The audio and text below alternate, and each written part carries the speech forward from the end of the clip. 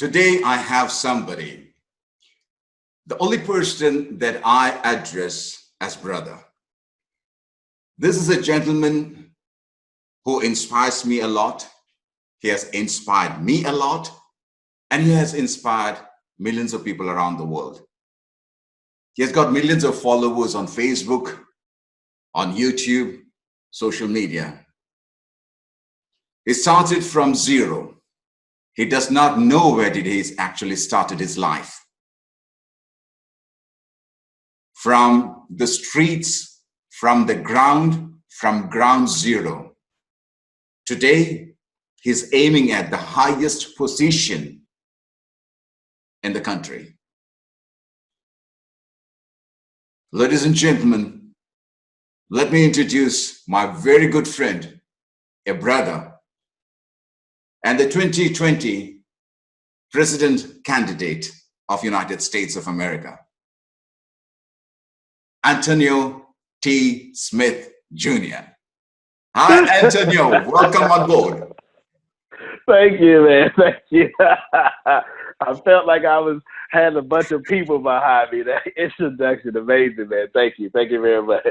Wow. Wow. We had an interview around about 2 years back, and you were one of our chief guests who came in there. It's been 2 years.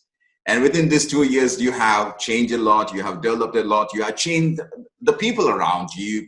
You have expanded your business, a multi-million business from the United States. Now you have branches in India. We have a lot to speak today because you are a torch. You are a flashlight. You are a beacon. You are the lighthouse of millions of people around the world. So before I go into where you are today, I just want my audience who don't have hope, many of them those who do not have hope, to get a spark or ignition from you, because you are a perfect example from where you started your life. In fact, you don't know where did it start. That's the truth. You don't know what's your beginning, but you know where's your destination. That's very right. Clear for you. So let's start from the origin. Where did it all start from? Yeah, I was born in 1981. By 1985, my parents could not legally, morally, or ethically keep me because something called crack cocaine comes through the neighborhood. 1985, and they both become crackheads. And I say that with respect. I don't have any problem with my parents. I don't really talk to them to this day. My dad's doing a life term in prison, and I have no idea where my mom is. I've had 3 conversations with her since I was 6 years old. But in truth, they're great people because no one's better than anybody, because if I lived their lives, I would have made all the same decisions because they have what they have. And if I was them, I would have did exactly what they did. And I spent myself from 6 to 14 completely homeless, living in a trash can. I was actually lucky, adopted at 14. I failed the 5th grade. I failed the 6th grade. I put myself through school, and I did not graduate on time whatsoever. I did not. I was a 2-time loser. I actually dropped out of school in the 6th grade. And here's the crazy thing, man. I spent most of my life in a trash can, and as I got older, I went to the United States Army, became a military intelligence non-commissioned officer sergeant, and then I still didn't grow up because I put other people in the trash can, right? So I started off in the trash can, and then my mentality, not in a bad way, I didn't abuse people, but I would date people and lead them to poverty, right? It's crazy. So I would lead them back to a trash can, and one day, 2008, girlfriend at the time, she's pregnant with our first son, and she's 8 months pregnant, and all I can do is have her standing in a line for 12 hours for a $75 gift card. And I recognized right then and there I needed to change. I needed to do something.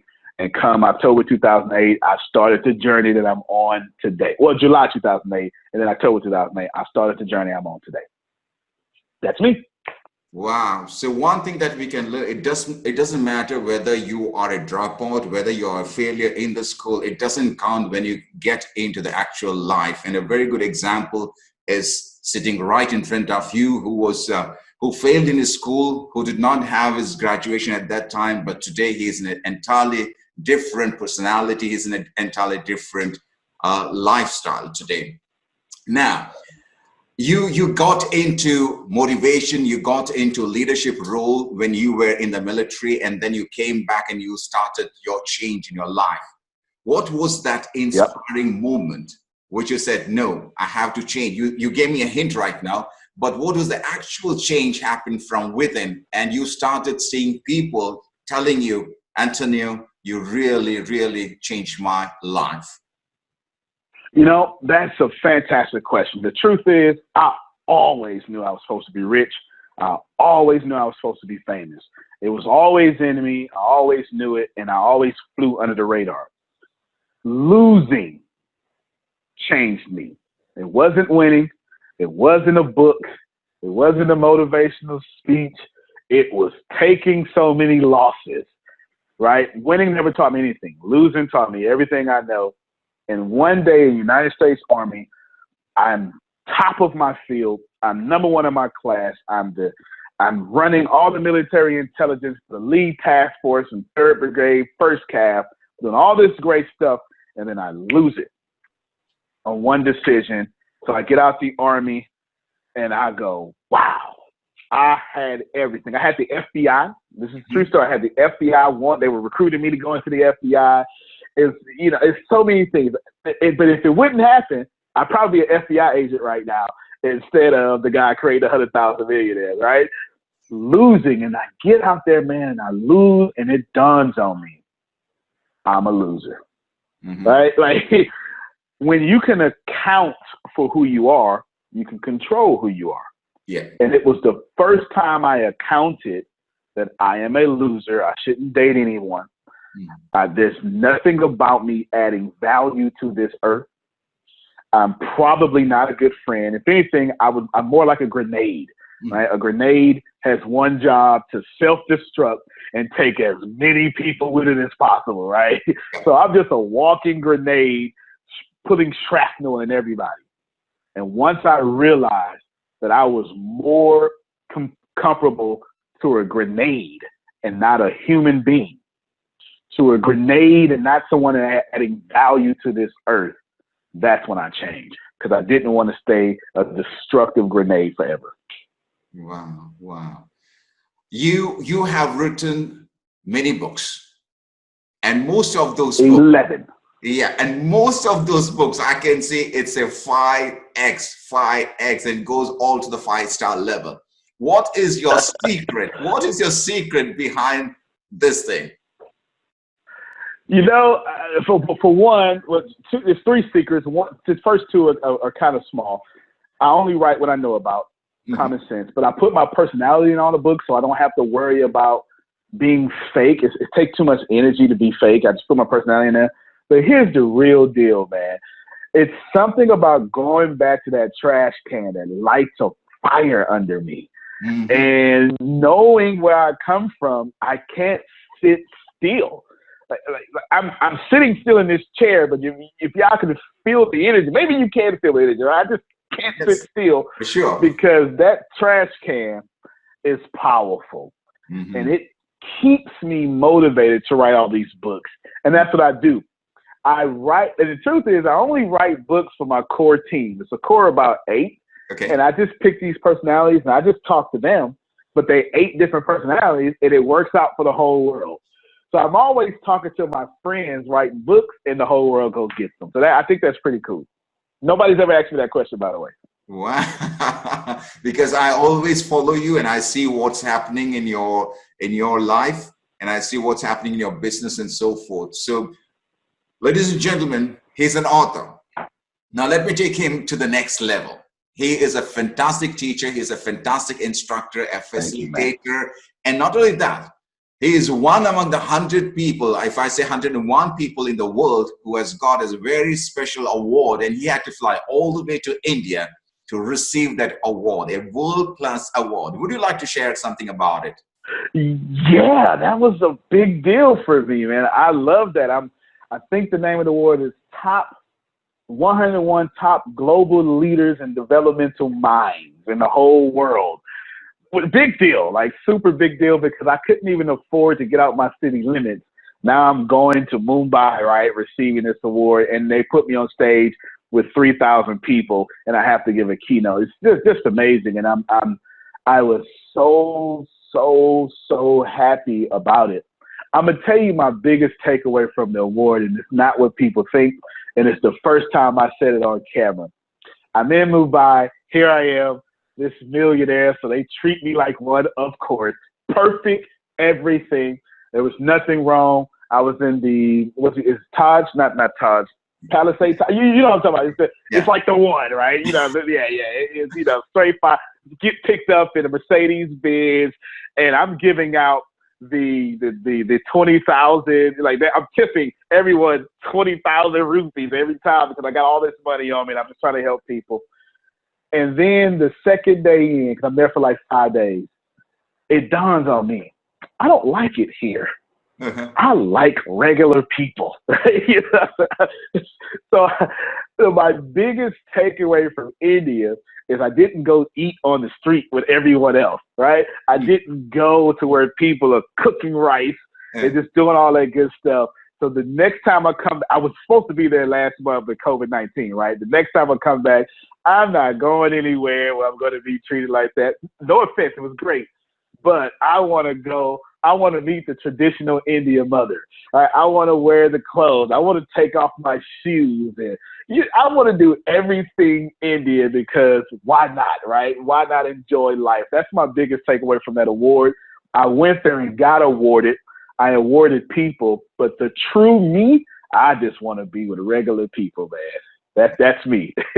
Wow. I still remember I saw one of your videos where you are trying to eat Indian tapioca or something like that. You don't know what is it, but you are trying your best to do it. Fantastic. It was so fun. And I had everything. I said, give me everything traditional. Give me everything spicy. I want it all. I was trying everything, no matter what it was. I had so much fun. I love India. As a matter of fact, I just established an Indian headquarters in Bangalore. Yeah. So we're sitting. Actually, I now have an Indian phone, right? +91, area code. So I'm seeing. I mean, it's just amazing. I have a phone from Bangalore. I love India, and the way I'm going to India is more of a philanthropist. I'm just trying to help as many Indian people as possible. Mm-hmm. And I'm gonna tell you why, brother. It's another thing I haven't said. It's because for me, all of my elevation or ascension, I should say, comes from Africa and India, because that's where the world started, right? So I know Vedic math and all that stuff, and something about me is connected to India. Maybe I was an Indian in the past like that. Who knows, right? I just love it so much between Africa and India that these are my primary places of business right now.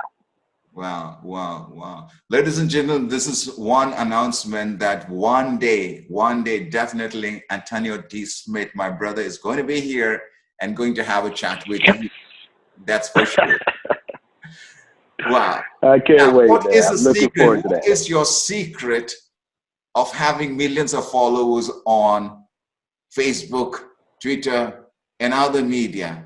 What is its secret that nobody has? And I watch that when some people, very popular people, they have 1,000, and then I flip on to see what does Antonio T. Smith has. He has got millions. The range is too much. Now, what is the secret behind it? Yeah, my audience grows double every day. I'm not sure how that is even mathematically possible, but it does. And my largest audience is podcasts, which is between all the podcasts I have 2.4 million people. And that's just there alone, to the point where major advertisers on my podcast, and I stay in the top 40, top 20 rank all the time. My secret is I give away everything. I do not try to upsell people. Yeah. I give it all away. Every time I'm on camera, I give away all the knowledge. I give away all my secrets because I genuinely want to save the world. And I know people that say, you know what, you can't save the world. That's too much pressure. But I'm not wired that way. I am one of the crazy people that think I can save the world. The only reason I want to create 100,000 millionaires is because I believe the 100,000 people that raise their consciousness to millionaire status will then create another 100,000 people, and the world would raise its collective consciousness, and we'll stop letting 40,000 children die a day from starvation. Wow. I give away every single thing away for free, and I think people resonate with that. I think at the end of the day, people say, you know what, I can follow that guy, and that would be my assessment of how I'm getting this done. Wow, wow, wow. Yesterday, I just introduced something about podcasting, and today you're speaking about podcast, because podcast has been there in the United States for around about 10 years now, and now it's in Yes. And in India, podcast has just started. So what is that one thing that you would share with the audience about the power of podcast? Oh man, it made me famous. It's why I went to India in the first place. As a matter of fact, even right now, I'm consistently on the top charts of India, top 10, top 20. Mm-hmm. And my advice to all of you, well, I got two pieces of advice. Move before you're ready. Don't try to be perfect with your podcast. Just put it out there. Secondly, be patient as well. It sounds like it's a paradox or contradiction, but let me explain. iTunes is going to give you 8 weeks mm-hmm. to get on new and noteworthy. Mm-hmm. So essentially, you want to drop as many episodes as possible. Okay. 8 times 7 is 56. Mm-hmm. If you drop 2 episodes a day, 56 times 2 is 112. Yep. I would personally record 112 episodes before I ever release my podcast, mm-hmm. and then drop 2 times a day. Now you're 8 weeks ahead, and after that, you can drop 1 episode a week or however you want to do it. But when you drop 112 podcasts in the first 8 weeks, not only will the algorithm support you, the fans support you, but it gives you an opportunity to make podcasting your full-time career. And if you do that, oh man, I'm getting chills thinking about it. That will truly lift you out of whatever situation you're in, and you'll become a thought leader in India, in the country that you're in. Wow. And what is the platform that you use, and what is the platform that you would recommend?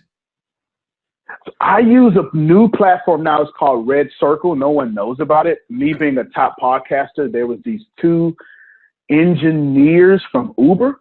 Okay. And they left Uber to start a podcasting company, and it's called Red Circle, R-E-D, and then Circle, right? RedCircle.com. Mm-hmm. And they're just amazing. And it's free too, by the way. Wow. Basically, so, yeah, you don't have to pay for storage, none of that stuff. And now they just added a marketplace. So I use Red Circle, and every time, and I don't get paid for this. I use Red Circle. They courted me as a top podcaster, and to blow their platform up, they got a bunch of us top podcasters together, probably to do what I'm doing right now, right? to promote them. And yeah, so I strongly recommend Red Circle because it doesn't cost any money. And if you're trying to make money, you want to keep your profit margins. I know it's not about money, but at the same time, you need money because any revolution you want to start, it has to be funded with money, right? You want to save your family, you got to be funded with money. And free is always good, and it's a fantastic platform. And of course, like any other platform, it RSS feeds to iTunes. Great, great. You have 45 seconds. And in this 45 seconds, not for the end of the interview, okay? This 45 seconds is for your next challenge. Okay. Got you. And the challenge is start your rapping right now. I know that you're a rapper. You are very popular. Your time starts now. I'm putting on the mic. Okay. Go ahead. Okay. So I'm chilling on this podcast with my good man, Farookh. Beautiful background he has. All of you should look. Oh, no, I meant look. You should probably read a book. You should probably go to India, and you should probably not get shook, because that's where the best things in the world happen, just like a locker. I'm magical with words like my name was Harry Potter. Wow. Yes, I got it going. And yes, it's like a beer. Keep me all the way at the top like my name was Chandelier. So there you go. Wow. I don't know how I come up with that stuff. Wow. I'm not sure. One thing, I still remember when I met you for the very first time in the US with Les Brown and his team. I was clicking a picture, and I still remember the scene. That there are two things that I remember about you. The first thing is I was clicking a picture with someone, and you came in and you said, "I'll take the photograph." And then you started adjusting everything on my camera. You just turned it around a 180 degrees, and then you started clicking pictures. You were so professional in what you did, number one. And number two, you took the initiative of coming and helping me out. You didn't know who I was, no idea, but you did it. What pulls you up? What brings you up for helping people or a stranger like XYZ? Yeah. So first off, I had no idea that you were super successful and powerful, right? I was just doing what I do. I learned that the hard way from, there's a scholar, I went to this school, Christian University, and in undergrad, there was this guy, he's an Old Testament scholar, his name is Dr. Felici Sagwe. He's from Nigeria. He's got an undergrad in mathematics, and the rest of his stuff is in, I think, Christianity. And this guy would let people pray before a class. He would take these prayer requests. And there was this one lady, Farookh, I promise you, she was one of those people that just likes to be a victim. And she would take, it's a 50-minute class, she would take 30 minutes and wouldn't let anybody else talk. And one day I'm upset. This is about 2011. Okay. I'm like, Doc, why you let this happen? He would continue to teach the class, would never complain. So one day I come up to him and he says with his Nigerian accent right to my face, he says, Antonio, she is the most important thing I've done all day. Mm-hmm. And it hits me. Wow. What a great response. And why am I nothing like that? Mm-hmm. Right? Like, why is it that I didn't think she was the most important thing I've done all day? And from June 2011, I've actually adopted that philosophy. So every time I meet someone, they're the most important thing I've done all day. I actively listen in conversations. I don't have any thoughts in my head while you're talking. So when I saw you needed a picture, I noticed that everyone was taking pictures with the background all in it, the floor. And I was like, no, this is the opportunity of a lifetime. So let me get this picture right, zoom in and get rid of the carpet in it, right? So you just get the backdrop and take this fantastic picture, because in my head, I'm thinking this is going to be a lead magnet for you or something, and I want you to have the best opportunity to convert whatever it is that you're trying to convert. So essentially, I made the most important thing I did all day, and I had no idea a lesson I learned in 2011 would make us friends today. Amazing, right? Just amazing. Absolutely, absolutely. One thing that I've seen you is that you're a very busy person. I'll talk about that. But it's not about the busy person, how busy you are. There's something that you always keep with you, and that's your smile. And a smile, like open-hearted smile, which is very hard to find in somebody else. What is the secret behind this? You know, the lady who adopted me, I wasn't happy unless I was mad. And she adopted me in 2014. Her name is Lorraine Temple Smith. She sleeps with her ancestors now. Uh-huh. And one day I'm mad.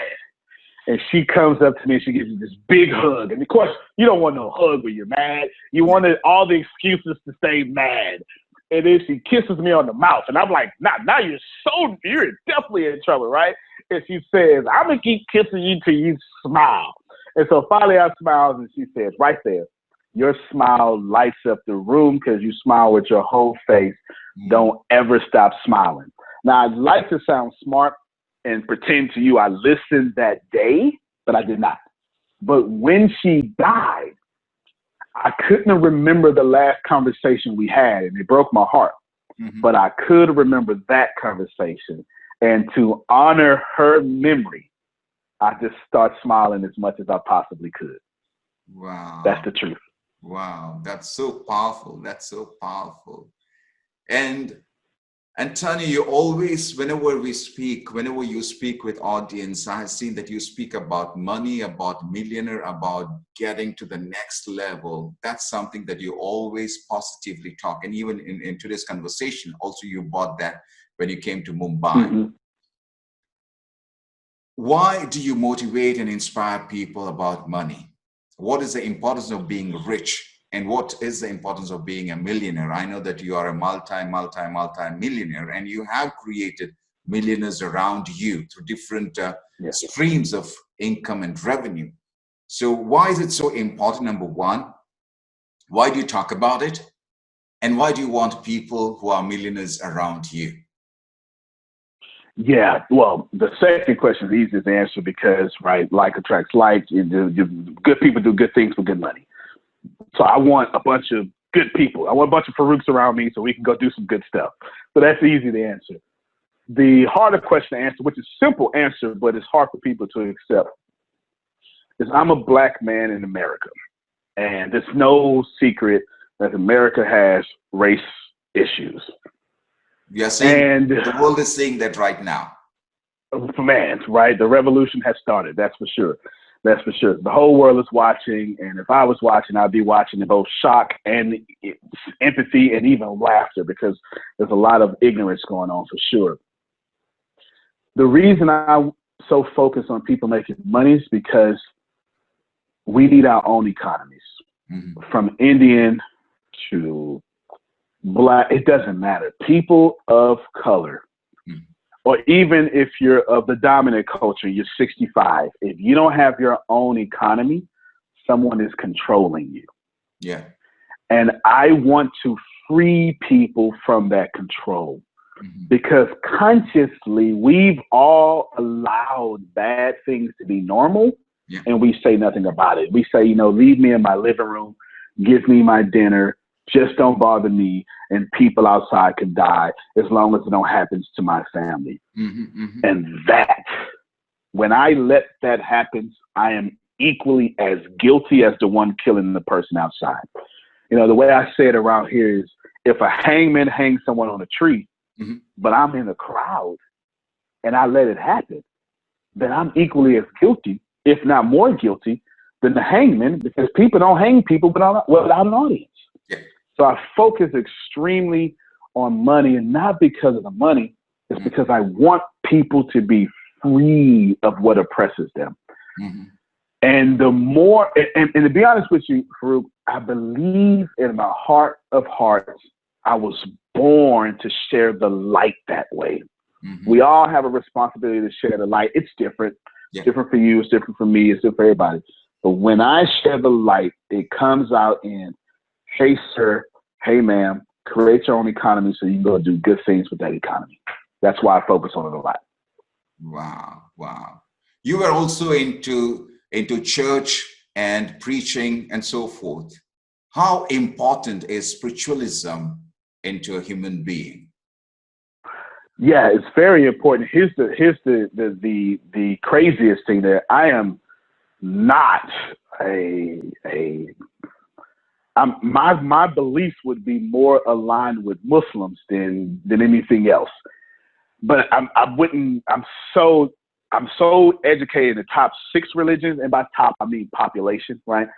Population. So I am more of, that's why the church is called church fund. Church is where it has nothing to do with, a certain religion. It's more of tying everyone together, because I believe that there's one of us in the room. And I love religious people who are doing it correctly. Yeah. I also love, and I'm very vocal about this, Muslims are so group economically focused. That's like the bread of life, to come together, to share money with one another and make sure rising tide raises all ships. That's important. So I think religion, or spirituality more so, is so important, because if you believe that there's a difference between me and there's a difference between Farookh and there's a difference between you listening, you've been taught incorrectly. Absolutely. You've just absolutely been taught incorrectly, because there's one of us in this room. Prosperity has one voice. There is one spirit, and we're just different manifestations of that. And the more you're connected to that, the more you don't mistreat people. Wow. Wow. My next question would be about your speaking style. Now, you have your own academy where you build people how to become a professional speaker and a presenter. how important is speaking? That's number one. And what is that you offer in one of your academies, which is very, very well known in the United States and world over? Thank you. What I offer, working backwards, is the ability to create your own economy. That looks different so many different ways.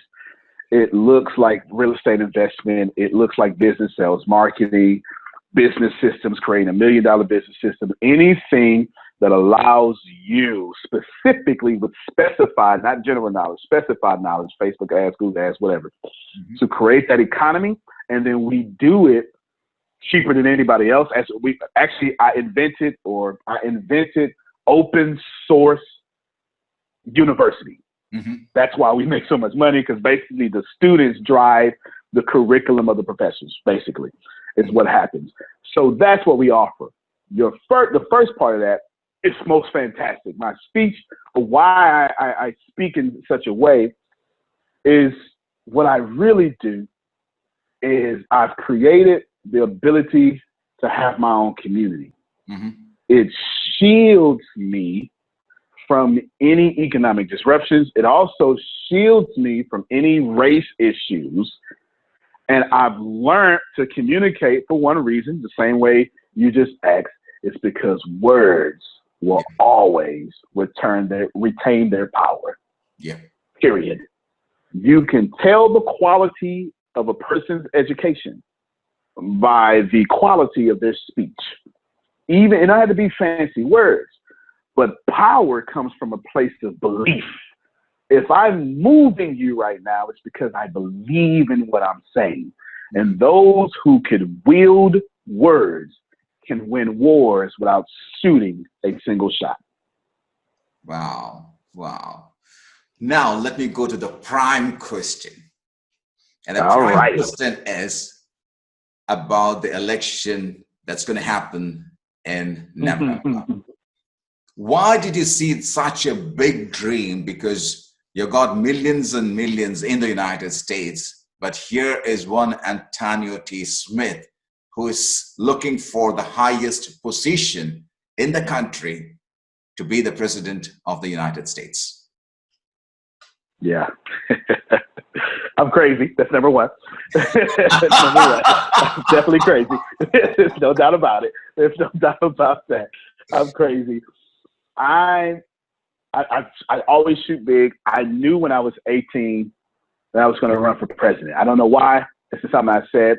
I'm losing right now, right? Because we got the money, but we don't have the way it works, the way the system is set up. You have to have individual voters or donors is what it's called that give money. So we've got the money because I'm self-funding, but we don't have the individual donors. We got plenty. I'm the fastest growing independent candidate in America, and it's been fantastic to see all that happen. People right now are preparing me for a 2028 presidential run, so that's actually pretty cool to watch that happen. It's amazing to see the most segregated states support me. It's been an amazing ride. I chose to do that because I know that I can win. I know that I can win. It's not that I know I can do it, because I don't do anything to do it. Right? No, that's someone else. I do stuff to win. Right? I do stuff to win. So I know I can win. So that's why I'm doing it. Wow. Wow. When you said that you're running for the presidency, was there a support from your family members, friends, colleagues, very close circle, or did they make fun of you? I know that you are a funny person. That's how you say. But did they make fun of you? A crazy guy. Yeah, definitely crazy. Here's the crazy thing. I've never really had family support. And I don't mean, like girlfriend and stuff like that, a wife or something. I'm adopted into my family. So there's always going to be I've got a master's degree. I've got 11 books. I think one purchase has ever come from family. It's probably not going to happen anytime soon. Friends, yeah, super support. My first rallies were from friends. My what do you call a political manager, the head of the political team, right? Friend. All the support came from friends. People opened up their doors, rallies from friends. It's always friends. I went, like many people who are successful, created a new family with divine connections, right? You meet Farookh and you somehow say, wow, this is something about it I'm supposed to know. And this ends up being this great kinship and this friendship like you and I. Yeah. So I've got plenty of support. But, you know, that's no diss to family. But I just want to say that to someone out there, if you're looking for family to validate you, then you need to look inside yourself and validate you, because that's probably never going to happen. Because in my case, well, I don't want to say in my case, in a lot of cases, family can't support what they cannot afford. If you're young and they were supposed to be better than you because they're older, then they're just never going to support you because you have violated the cousin contract. You violated the brother contract because now little brother is better than big brother, and some people can't handle that psychologically. Wow, that's absolutely true. Absolutely true. And there's a lot of lessons to learn from you. So what would be your 3 advice to somebody who is below the age of 20? Very specific, below the age of 20. You said 3 advice or free advice? 3. 3 free advice. 3 free advice. Let's put it that way. Okay, listen. If you're below the age of 20, calm down.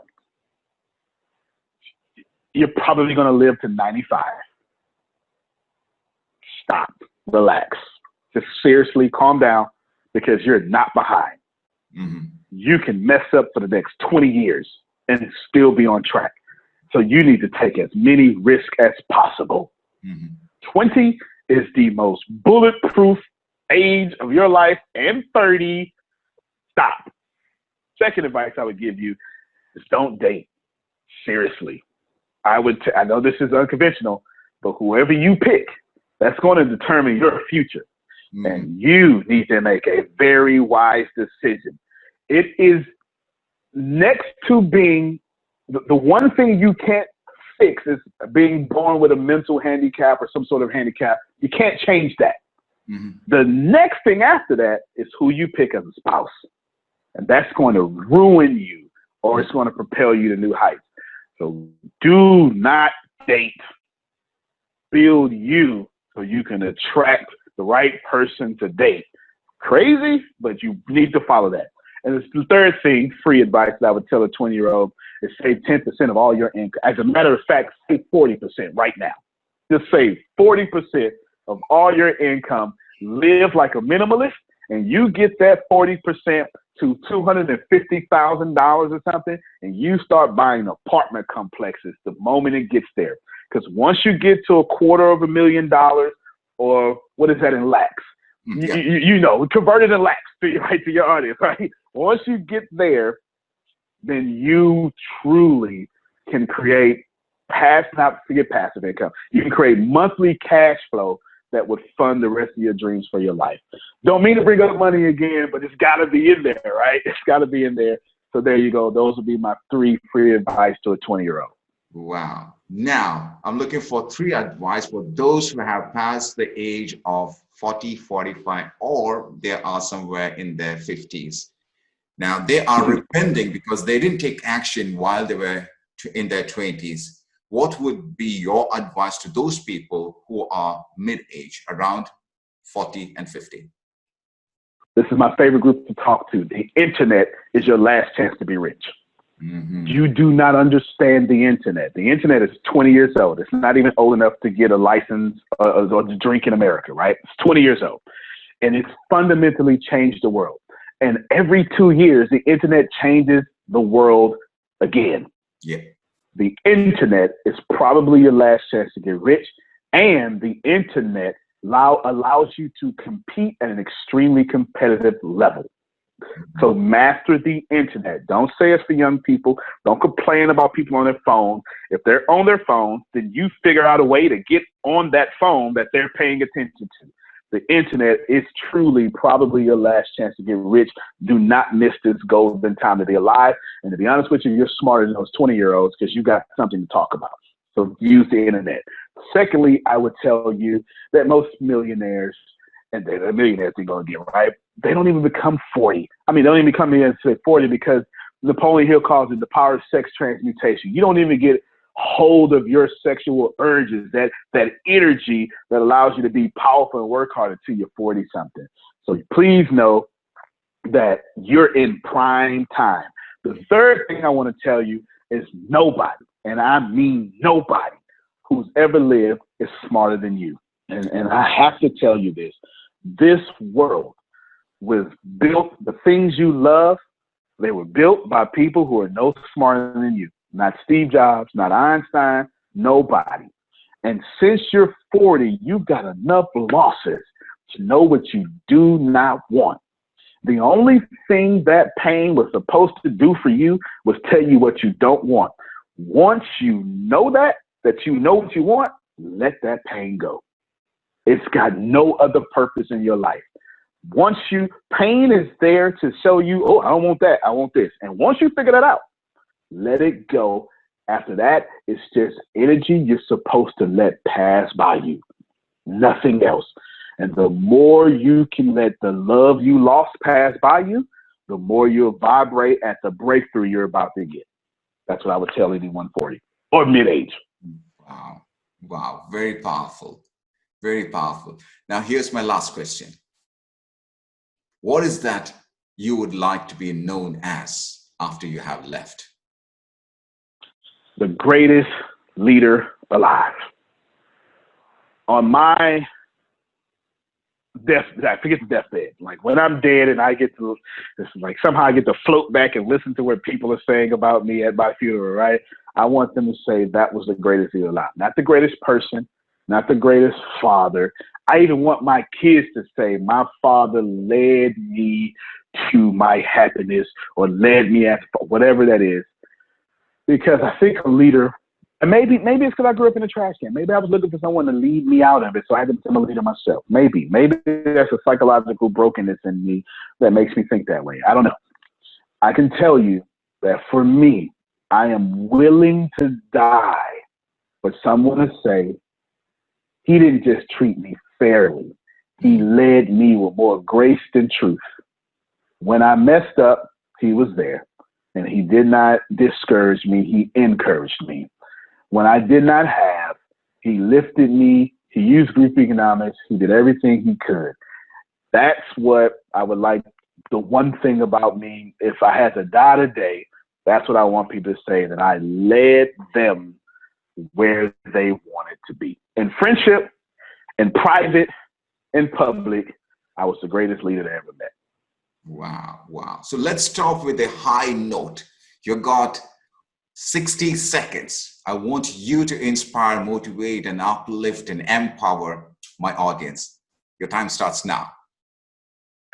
I think that everyone listening to this right now, you should probably take these video and audio series more serious, because you've attracted every episode that Farookh does. And I'm not saying this because I'm trying to big him up or something like that. I'm telling you that everything after me, there will be another one moment. And if this man, this universe is going to put these essential resources out there for you for free and you don't take advantage of it, every time you turn off his advice or turn off or scroll down to Facebook, what you're telling the universe is, I don't want thousands of dollars. Because I watch these interviews. Every interview is thousands of dollars. And every time you scroll past and don't look, you're saying, universe, I'm just not open up for thousands. Don't give me no lax whatsoever, because I pass his lax up, so don't give me no lax. And right there, you tell the universe, don't give it to me. So I would tell all of you from an inspirational standpoint, if this exists, take advantage of it. Watching this opens up that for you. That's my inspirational message. Wow. Wow. So powerful. A lot of lesson. I have to go back and listen to your audio again, like a podcast. And I would request everyone who is watching this around the world to go and watch it. Make your notes. Each and every question and each and every response that Antonio has given here is amazing. It's a gold mine. It's a gold mine. Dig it, because he has been a digger. He has got everything for you. So go and follow his steps. And for sure, you will be able to reach where he is right now. Ladies and gentlemen, my brother, Antonio T. Smith, Jr.